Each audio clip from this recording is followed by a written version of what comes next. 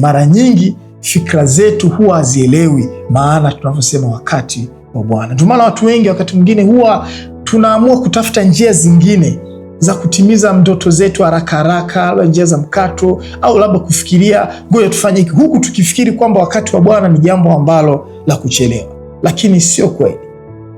Ukisoma kwenye waraka wa Korinto, huo waraka wa Paulo wa pili kwa Korinto mlango wa 6 mstari wa 2, imeeleza wazi wazi wakati wa Bwana ni kitu gani.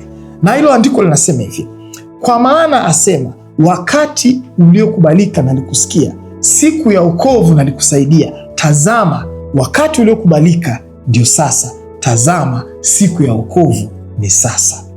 Kwa mujibu wa maandiko matakatifu, wakati wa Bwana ni wakati wa sasa, sio wakati ujao, sio wakati uliopita, bali ni wakati wa sasa. Kuna lugha fulani ya kibiblia mimi wanapenda sana kuisema kwamba Mungu anaishi katika sasa iliyokuwepo, iliyopo na itakayoendelea kuwepo.